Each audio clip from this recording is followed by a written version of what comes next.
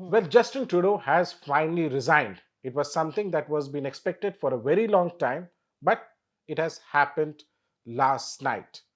But what does this resignation mean for Canada, for the Canadians, for Indo Canada ties, as well as for the Canada US ties? To understand this further, I have with me our consulting editor for international affairs, Ms. Swasti Rao. Welcome to the show once again, Swasti. But before I, go ahead with the discussion, I would like to appeal to you, viewers. At the print, we believe in getting you stories from the ground itself. And all of this comes at a cost. Even right now, as both Swasti and I are sitting here, there are multiple reporters of ours who are traveling through the length and breadth of the country to get you stories that really matter. Now, these stories are what makes us different from others, right? So, for example, we recently got awarded for a COVID coverage. We won an International Press Institute Award for the COVID coverage. The reason why we won that award was that multiple reporters during the COVID times hit the ground and reported from places, from hospitals, from different parts of the country when no other channel or a newspaper was doing this. But as I said, all of this comes at a cost. And hence, I would like to appeal to you to become a part of the print family by subscribing to the print. There are instructions that you see on the screen above that will show you how you can be part of the print family. Thank you. So, Swasti, now Trudeau has resigned. Was this on expected lines or did it come as a surprise to you? Well, I think it did come as a surprise to many for reasons because we were expecting Trudeau to resign much earlier. I think Okay. we have to give it to him that he really had, he really had this innate capability to hold on to power when everything seemed against him, and he had left no stone unturned actually from complicating his own prime ministership. So I think in that regard, yes, it was surprising. In my opinion, it should have happened much earlier. Absolutely. There's no doubt about it. He was already anyway a minority government which was being supported by, Jagmeet Singh, yeah, NDP, yes, yeah, NDP. yeah. So, but do you think this is the end of the Trudeau legacy, the Trudeau politics? Well, I mean, I'm sure we don't need to sort of go back too much into the past, but you know that Justin Trudeau is his father was also a major Yeah, political figure out there, so he's no newbie into say the national level yeah, politics of Canada. But that said, I think and then also let's just give it to him that in 2013 when he became the leader of the Liberal Liberal Party, Party. from then and then in 2015 when he became the prime minister for the first time, and if you look at the time around 2013 2015, the Liberal Party was actually at its all-time low. It was at So number three yeah, position. it Yeah. wasn't really doing very well. The popularity ratings weren't very good, and then it was Justin Trudeau he who kind of lifted the party again. But then he had a terrible fall from grace, and we all know what really started happening. On the one hand, he tried to salvage Canada's economic dependence on the US, and I'm sure we're going to talk about that because Canada-US relations are extremely, I would say, exciting at the moment, and especially as Donald Trump is going to come. On the other hand, he just made, and then there was this major housing crisis out there, which is to do with their infrastructure and how they have not been able to rise to the occasion with the right kind of policies. There is also this entire abiding problem of the Sikh separatism that they tend to foster from India's perspective, which has not really gone down well. And then the Liberal Party, and what makes it most interesting, Snehesh, is that the Liberal Party themselves now understand that it is not in their interest to have Trudeau continue as prime minister, and there was a lot of internal pressure on him. In fact, if you look at his speech, he actually categorically Yeah. mentioned that with so much internal pressure and so much internal opposition, it's better for him to step down. And I think he did the right thing because that's the only way in which the Liberal Party can right now salvage itself. If you go by the latest opinion polls, the opposition is doing very well. Conservative Party Yeah. has been doing is like several points ahead, and they seem very comfortable. So if the Liberals have to make a comeback, they really have to do away with Trudeau. So this was actually a last ditch attempt by the liberals Yeah. to somehow have a fighting chance at in the elections, coming elections, right? Yes, yes. It's like they're trying to save themselves before they save Canada. But that's a good way of looking at it. I still remember when Trudeau came to power in 2015. Yeah. There was a lot of hope around him, and Yes. he was seen as, for example, myself. I tend to believe that I'm still young, but I was much younger then. And when I first saw Trudeau, I was like, he was a young guy, family Yes. man, who was coming. So he He was just brought in a 43. yeah, he brought in a lot of freshness, Yeah. right? We in India are used to having older politicians, seeing older leaders. Yeah. So there was a young man who was coming to power with young children, and also everybody looked up to him. But his tenure so far has been, Canada has seen a downward trend rather than a upward trend, right? Uh, And especially when it comes to, also besides Canada, but also when it comes to Indo-Canadian ties. Yeah. So I think it's good to first discuss Indo-Canadian ties and then come to Canada-US ties. See, if you talk about Indo-Canadian ties, I mean, well, we all know. I mean, I'm sure there would be so many people that you would know who have gone to Canada, never come back, and Canada is in many ways the number one destination for Indian students to go and park themselves. In fact, the Indian diaspora out there is massive. Yeah, It's it's huge. massive. It's huge. I mean, At British times, Columbia and Vancouver and these you places, feel as if you're in you're in India. India, right? Yes. Exactly. Yeah, yeah. So I think that's very obvious. So, and I mean, generally, strategically speaking, everything is going for India Canada ties. There is a massive convergence in Indo Pacific. In fact, I don't know how many viewers know that Canada is one of the few countries that have a published strategy on the Indo Pacific. And in that strategy, they actually underscore very clearly that China is a global disruptor and India is a critical partner. So everything was going well as far as the convergence in Indo-Pacific was concerned. That's the first part. The second thing is that if you look at the trade, it's been doing very well. The total trade in goods, 2023 data, around 23, 24, that financial year is about 9.36 billion. Yeah. Similarly, if you look at the trade, the data in trade services, it's 9.99 billion. So there's a total trade of goods and services of about 20 billion. And if you look at the and then so many Indians would love to go to Canada and they still go, but then recently there has been a cap because of their housing crisis, and I'll come to that later. But what I'm trying to say is that that was doing well. I mean, Indians play a very important role in the in Canadian politics, right? And then but then suddenly, and by the way, I don't know how many viewers know that there has also been an Indo Canada civil nuclear cooperation Yeah. agreement under Manmohan Singh. Okay, so I mean, there have been a lot of things which were going fine. The Canadian pension funds, by the way, They've made cumulatively huge, speaking, yeah. there is about 75 billion worth of investment in India. And they really, if you look at that China plus one diversification that we keep talking Yeah. about, Snehesh, that really is very visible when you look at the pension funds coming to India and not going to China, etc. But then, lo behold, everything came to a standstill because of the Sikh separatism, that issue, and which Canada has absolutely mishandled under Trudeau. Absolutely mishandled. And because of that, and because of what all happened in the last year, I think there is very little recourse now under the Liberals. I think from India's perspective, we are waiting for the opposition to come back.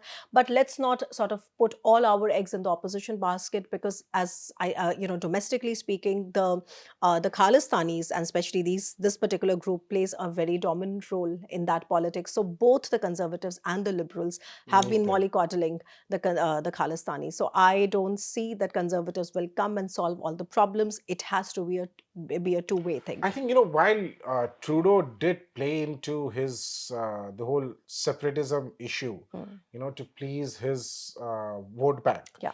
and literally ended up sacrificing such an important relationship with India. Yes. He But ruined it. he Yeah. ruined it completely. Yeah. But I think towards the end, he also realized the issue, right? So there were larger restrictions, that were immigration restrictions that were being brought in, restrictions in terms of the number of students, and restrictions in terms of jobs. The thought process had already started. I think they also realized that they've done just too much, and a lot needs to. Well, there was too much that was happening in the country. Am I But right or am yeah, I wrong? so Snehesh, that also has another reading, because when this thing started, that they are now sort of clamping down on issuing visas and student visas, and that became such an issue.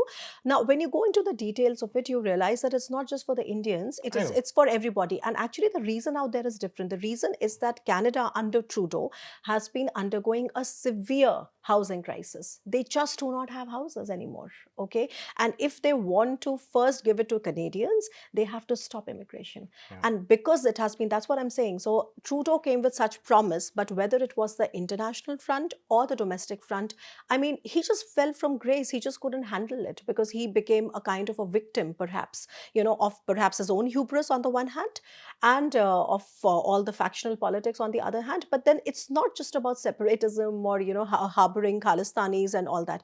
He has just messed up. Like this entire housing crisis is not something that has happened overnight. This is a result of what happened in the last one decade. So Canadian economy then is also suffering because of Trudeau. In fact, let me just tell you something very interesting.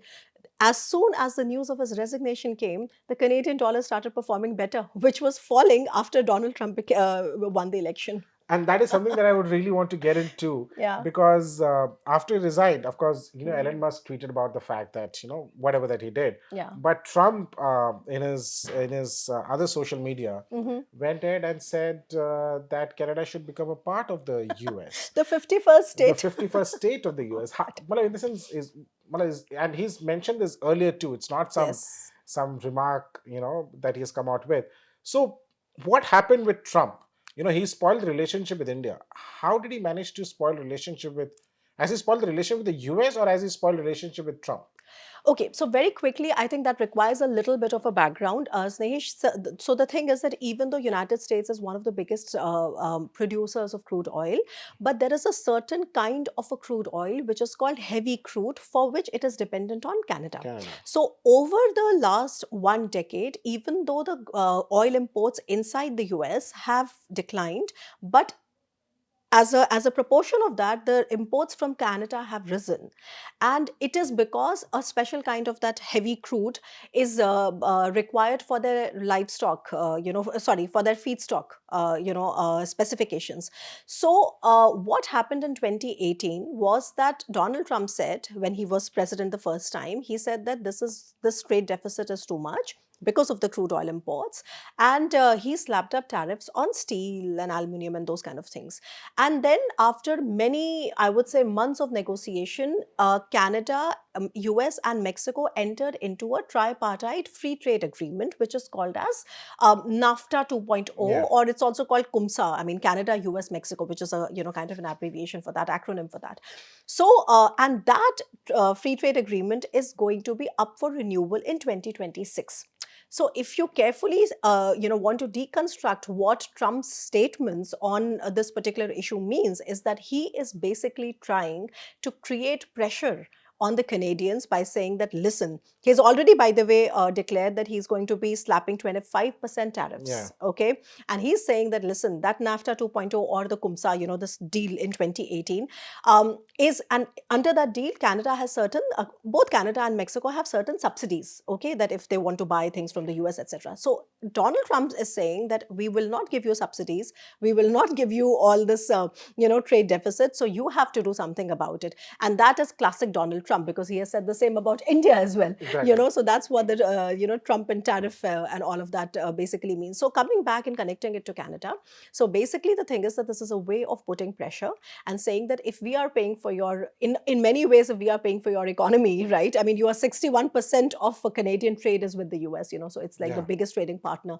You might as well become another state for us. Can you imagine? That's just only That's a Trump can ever tweet that out, right? outrageous. It's my God. It's actually, imagine, it's absolutely outrageous. We Yes. might laugh over it, but I can just imagine one day, somebody just wakes up and tweets saying that you should become, India should become a part of some other country. By the way, so the Canadian Finance Minister, Chrystia Freeland, that resigned in December 2024, was that entire thing happened because they were not able to handle this tariff thing. Yeah. Okay, and then she resigned, and ever since she's resigned, everybody's been waiting for Trudeau to resign, but then he still pulled a few more days. Okay, and he's resigned finally now. Yeah. But now that he's resigned, Yeah. what does this mean for the India-Canada ties? Does it go better from here? Remember that this point of time, it is at the lowest Yeah. self, Yeah. right? We don't have a high commissioner in each country. There are Yeah. multiple diplomats that have been recalled; they've not been replaced. Yeah. So what happens now? So very quickly, like I said, that I think both sides should have the foresight to understand that in the larger scheme of geopolitics, Canada and India are natural partners. I mentioned trade, I mentioned pension funds, I mentioned investments, I mentioned Indo-Pacific. But at the same time, it's right now so bad that I don't think it can be worse. So anything that comes from here is going to be a little better. And I frankly think that the Liberal Party themselves are very mindful of how Trudeau has completely ruined this relationship with a natural partner. And when I say a natural partner, this is not to sort of, make the Canadians sound condescending. It is that no country today, if you really want to have a global outlook, can really not see, India's position in the world, right? India is the third largest, soon to be third largest economy. India is 1.5 billion people. India is, because of its central position in the Indo-Pacific. I mean, there is no way that if you have a global outlook, can you really not have a healthier relationship with India? So I personally think that whether it's the Conservatives or the Liberals, by the way, the elections and just a little thing is that right now the kind of state that the Canadian politics in is a special kind of a parliamentary state where Yeah, it is almost in many ways a kind of a hung parliament. yeah. You could say it's like a dysfunctional parliament, but it's not yet dissolved. So it continues like this until 24th of March.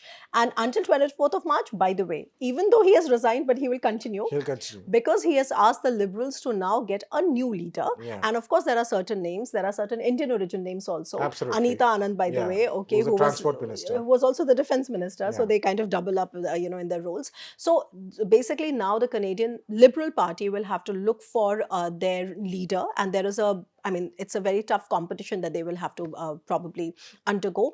And then the elections, the national elections, that is, have to be held before fall, which is Mm. October. So, regardless of who comes, I think mending their ties with India should be a priority for all the things that we discussed. But at the same time, all I'm trying to say is that let's not be under the impression that just because Conservatives are going to come back to power, which looks very likely, at least as of now, this entire Khalistani issue will have or die its own death or something. Because, like I said, that if you pick up decades of Canadian politics, both these factions and both these ideologies have been mollycoddling the Khalistanis for their electoral gains. So it's quite complicated. It's not very easy. True, that is a good point that you made. I think a lot of people are hoping that with the conservatives come in, the ties are going to be like No, I'm hoping back as to well, but normal. then there is a caveat out there. Yes, Yeah. we all hope for the best, but as she rightly said, it's something that we'll have to wait and watch, and it's not going to be such an easy ride. Remember that, for example, let's say you have the conservative guy who becomes the prime minister. Yeah. He's not going to shut off the Niger case, No, in one no. go. There is a process that would be followed, and that process, whether it was a Liberal Party there or Conservative Party there, that process would have still been followed, True. right? But thank you so much, Swasti, for joining us and explaining to our viewers and to me also about the how Trudeau's resignation impacts not just Canadian politics, not just Canadian people, but also India, Canada, as well as Canada-US relations. As a pleasure. Thank you, Swasti. Thank you, Snehesh. It was a pleasure speaking to you.